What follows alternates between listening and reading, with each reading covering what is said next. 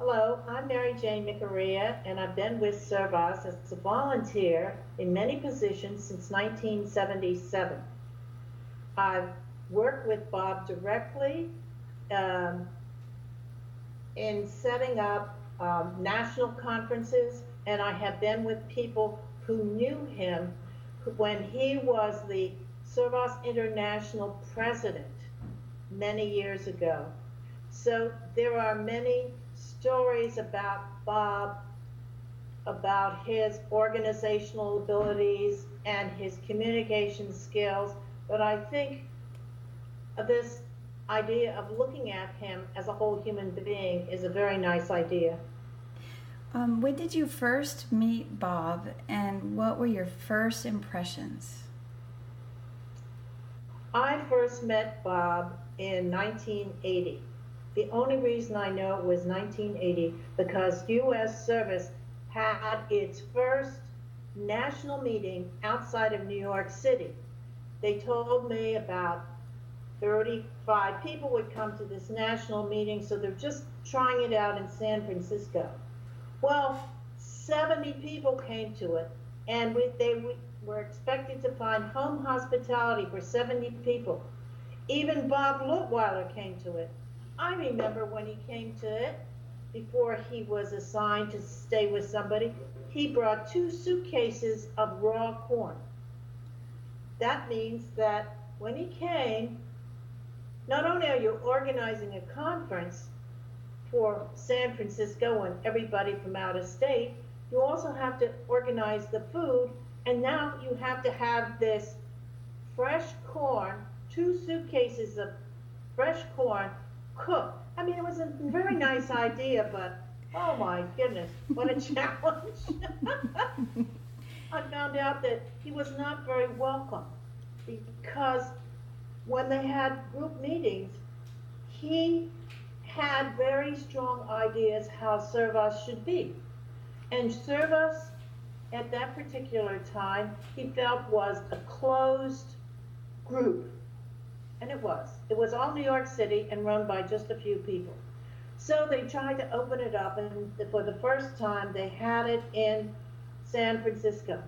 Then they had these presentations, but they didn't want Bob Luitweiler to speak. That was in 1980 when he brought all the corn.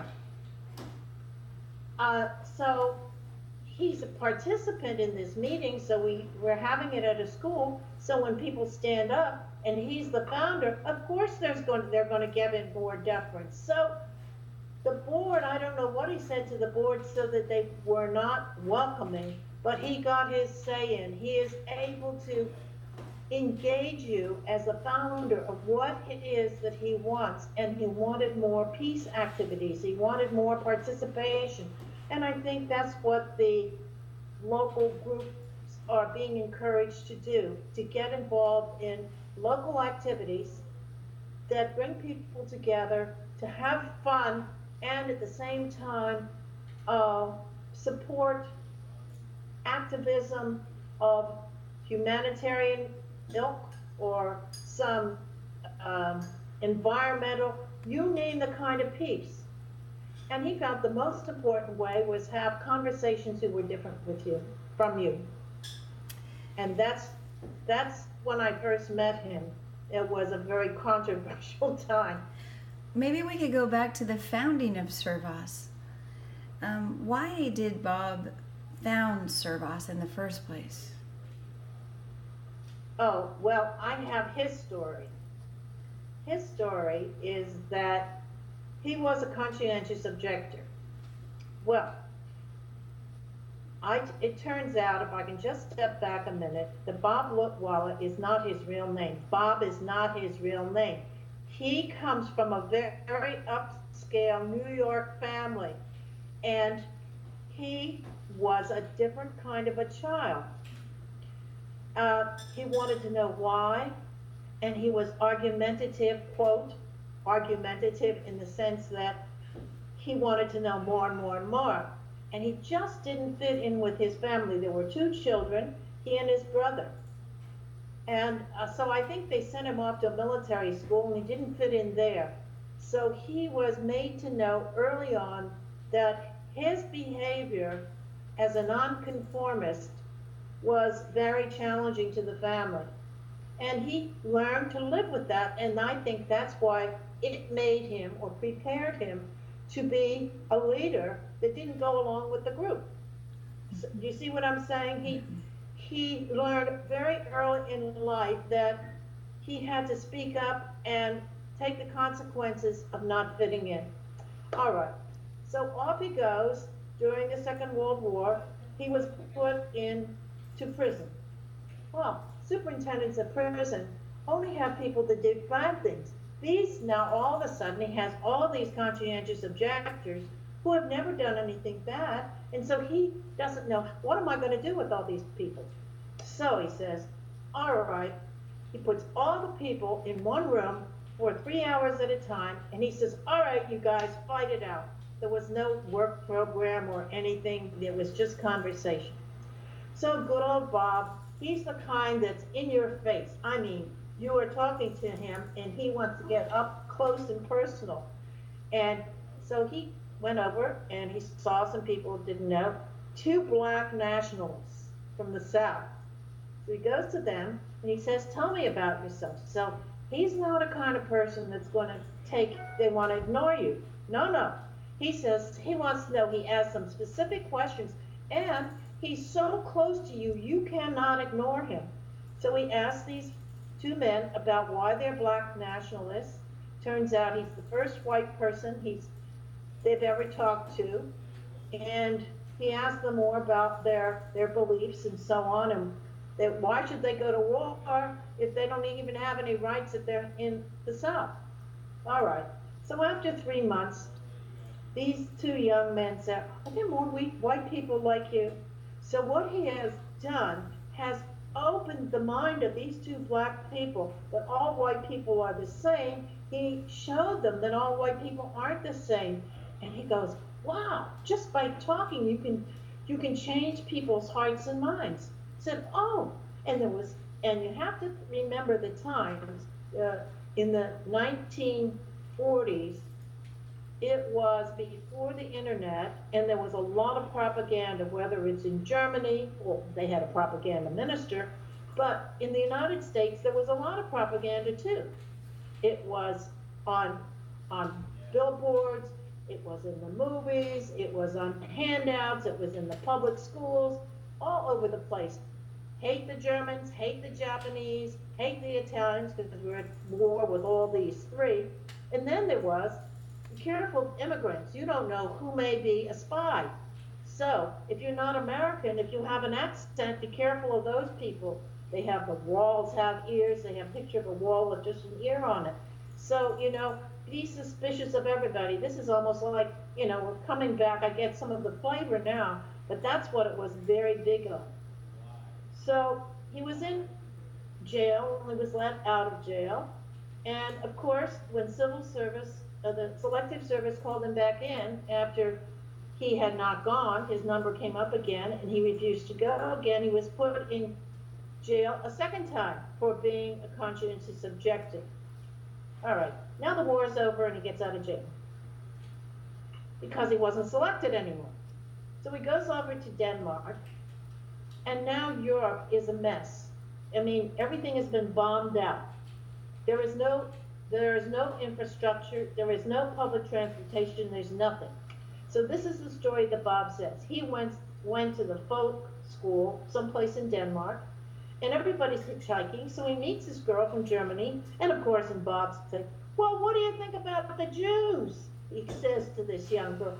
She says, oh, everybody knows the Jews are like this, that, and the other. He says, you're just prejudiced. He says, how many Jews do you know? She says, I don't know any. He says, well, then unless you know them, how you cannot say all those things about it, otherwise you're prejudiced. He says, oh, I can make arrangements for you to stay with some Jews. Would you do that? Oh, yes. Would you report back to me? Oh, yes. All right. So she goes and stays with this Jewish family for 2 nights, comes back and reports. How was your visit? Oh, they were just wonderful. They talked about Judaism, but you could tell they weren't Jews. So the next thing, he says, well, why don't you go again? I'll set up another kind of homestay program. He said, she said, okay. So he sets up another homestay. They go, and she comes back, and she says, oh, it was very interesting. They talked about Jewish practices. They showed me menorah, and they showed me all these different things. But it was like a living museum, except you can tell they weren't Jewish. And he says, oh, is that right? Well, we'll try one more time. So she goes to the third family, and she comes back and she says, Bob, don't ask me. I get it. They're just people. Yes. And he said, oh my goodness. So if just talking to these black nationalists and this young lady from Germany who meets people she had previous ideas about, just like the black nationalists did, you can change the hearts and minds of people. Yes. So he says, now how do we do that? So he encourages, he starts this group called Peace Builders. And Peace Builders had 3 foci. One was homestays, but that wasn't the main one. The main one was work camps, because all of the world was falling apart and everybody needed help rebuilding, and that was community action program. And the third one was homestays. So peace activism locally, like many work camps, homestays, and the third leg was what? Work camps and peace was 3. Work camps, peace activism, and homestays. Oh, okay. Those are the 3. Now the only things that are left, the work camps have gone because they're hard to find these days. So there's only homestays and peace activism left, and it changes its name from Peace Builders to Servas. I don't know what year, but it did. Which in Esperanto was the language supposed to be the international language for many years, and so they used to serve, Servas, which is Esperanto. So basically, how did he start it though? But all right, those are the 2 insights. Now how do you get everybody else to join in? So he goes around, he finds, oh, the war's over. So what do you do with all these lists from the American Friends Service Committee, the War Resisters League, and all those? What can you now do with these lists and still keep these people active? So he goes and talks to all these organizations and say, you know, I have this idea about continuing what you were supporting beforehand, and it's called Peace Builders or Servas. And that's how he, using the lists and going around talking about it, got Servas started in Europe. Oh, I see. Thank you. Did you read Seeds of Servas? And do you feel that members would benefit from reading that today? Well, did I read it? I have to tell you the story of the Seeds of Servas. For the Seeds of Servas was developed for the 50th anniversary in 1999. I was organizing the San Francisco 50th anniversary, and we thought, wouldn't it be nice to have the basic information about the Seeds of Servas from Bob Luitweiler? Okay, so we have this one person who is an editor, and he's an interviewer and an organizer. His name is Richard Pirro. And he had written to Bob and asked him to please send him a little summary of the beginnings of Servas so we could hand it out at the 50th anniversary conference. So Bob sent him one, and then he said, no, I changed my mind. I have this other one here that he sent to Richard. He sent 34 versions of it. And Richard said to me, I am not going to work with this man again. I cannot deal with it. So I said, what should we do? We invited Bob up here. He stayed with me. And Richard is a very good cook. And he types over 50 words a minute. I mean, he's very competent. So what we did is we spent the day and we went over to Richard Pirro's house and he served us a fantastic breakfast, so elegant. And of course, when you're eating food and talking to everybody, you sort of relax.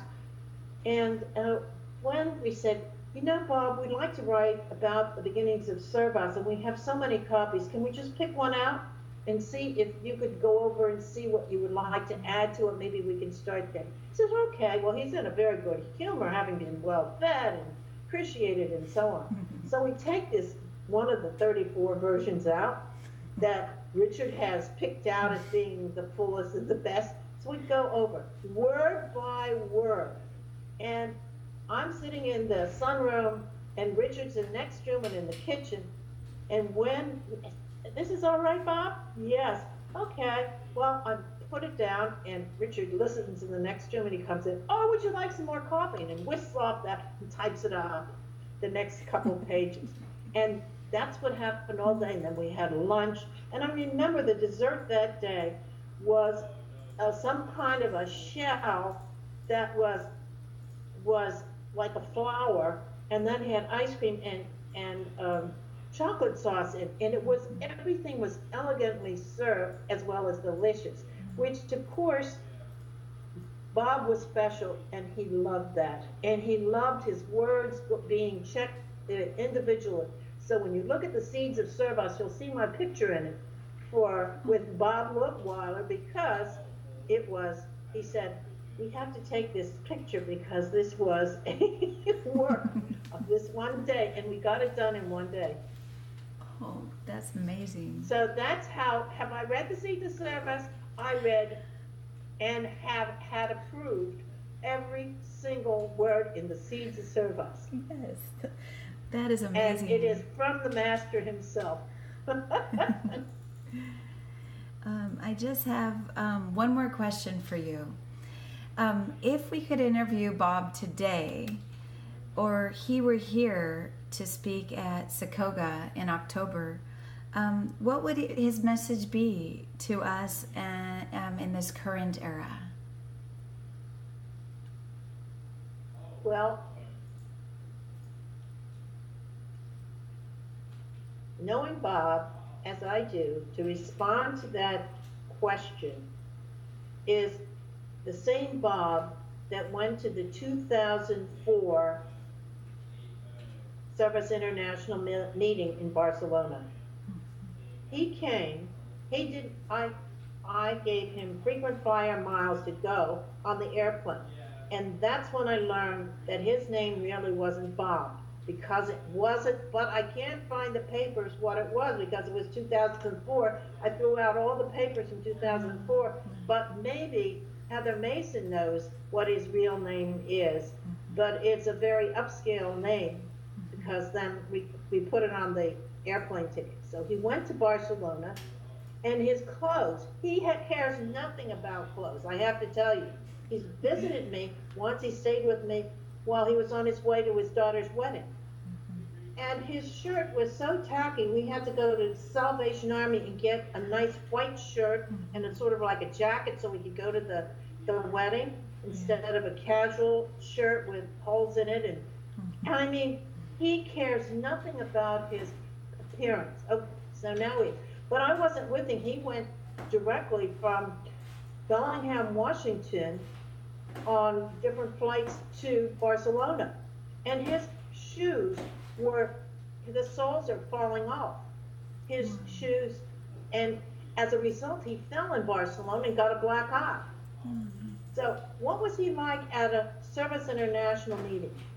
He wanted to be in the dorm with everybody, and in the dorm, he talked people to death. I mean, he talked them to death, and young people. He loved talking to young people, and he wanted to know, what did they think about this? Have they thought about that?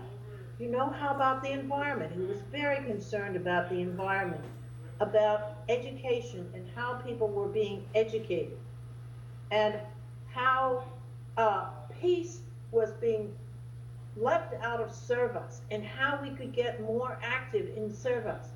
And he would be so proud of the Northern California activities that are going on, with all these, let's let locals take a concept and somebody else lead it. He loves that.